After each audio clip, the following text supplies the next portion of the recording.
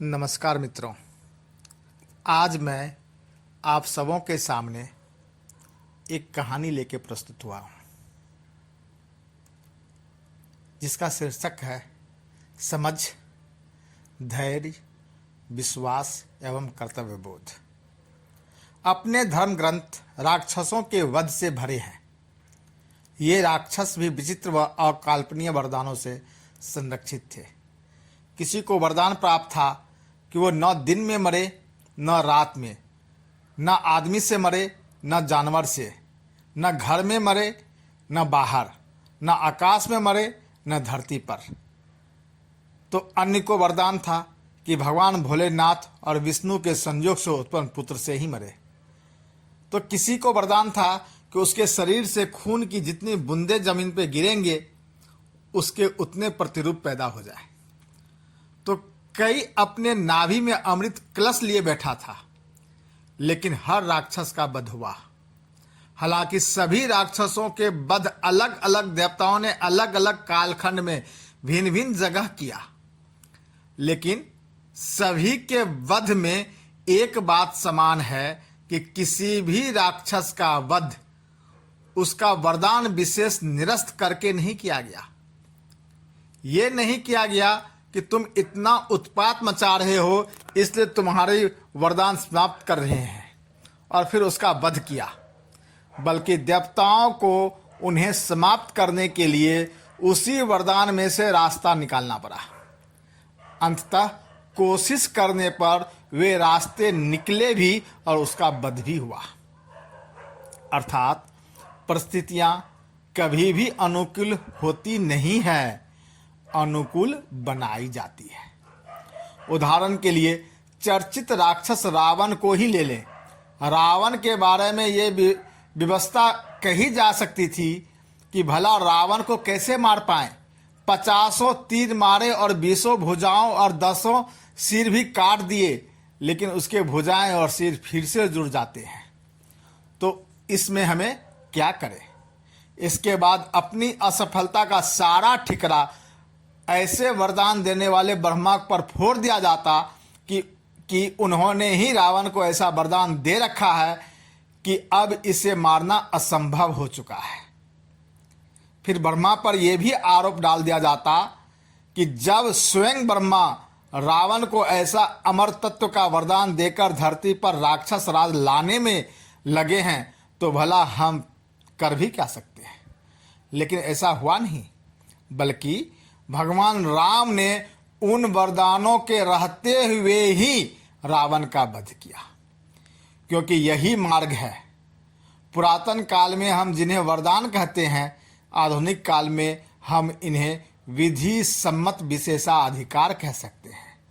इसीलिए आज भी इनके रहते ही परिस्थितियों को ठीक करना होगा।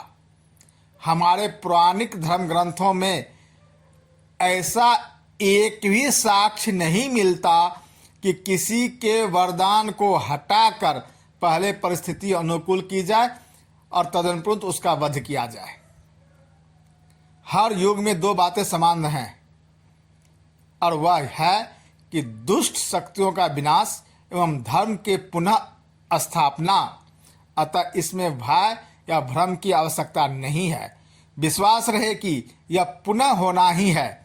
त्रेता युग में भगवान राम हो अथवा द्वापर में भगवान श्री कृष्ण, दुष्टों के विनाश के लिए हर किसी को जन सहयोग की आवश्यकता पड़ी थी, और धर्म ग्रंथों का भी यह मत है कि हर युग में दुष्टों के विनाश में जन सहयोग की आवश्यकता होती ही रहेगी। ये इसलिए भी आवश्यक है कि विनाश के बाद जो नई रचनाएं और व्यवस्थाएं बनेंगी उन्हें समाज स्वयं संभाल सके, संचालित कर सके। अन्यथा इतिहास साक्षी है, बनाने वालों ने तो भारत में आकाश छूते भवन और स्वर्ग को भी चुनौती देते हुए मंदिर बनवाए थे, किंतु क्या हुआ सभी को विदित है। अर्थात दुष्ट दलन के साथ साथ संभाल और संचालन की व्यवस्था का भी योग होना आवश्यक है। उसी की तैयारी करनी है, यह हमारा ही कर्तव्य है। अर्थात सभी समाज को गले लगाना और माता सबरी को उचित सम्मान दिया जाना यह अपना कर्तव्य है। जो रावण पंचवटी में लक्ष्मण के तीर से खींचे हुए एक रेखा तक को पार नहीं कर पाया था, उसे पंचवटी में ही एक तीर से मारा जा सकता था, अथवा श्री कृष्ण सुदर्शन चक्र के प्रयोग से मात्र कुछ ही समय में युद्ध को समाप्त कर सकते थे। भला उसके लिए 18 दिन तक युद्ध लड़ने की क्या आवश्यकता थी? किंतु रणनीति में हर बात का एक महत्व होता है जिसके अधिक दूरगामी परिणाम होते हैं। अतः कभी भी धैर्य न चुके और समझ बनी रहे, क्योंकि रावण, कंस, दुर्योधन, रक्तबीज और हिरण्यकश्यप आदि दुष्ट शक्तियों का विनाश तो उनकी नियति ही है। लंका जल रही है, अयोध्या सज रही है और सबरी राष्ट्रपति बन रही है। इतिहास से सीख लेकर कार्य चल रहे हैं। हमें इस बात से ये भी सीख लेनी चाहिए कि धर्म ग्रंथ मात्र नित्य सुबह नहा धोकर केवल पुण्य के उद्देश्य से पढ़ने के लिए ही नहीं है, बल्कि इनके रूप में हमारे पूर्वज देवताओं ने अपने अनुभव हमें हमारे आचरण से भी सभी प्रकार के जीवन में सुमंगल का सुचारू बनाने हेतु धरोहर स्वरूप दिए हैं। तदनुरूप व्यवहार अपेक्षित है। जय भारत, जय विश्व।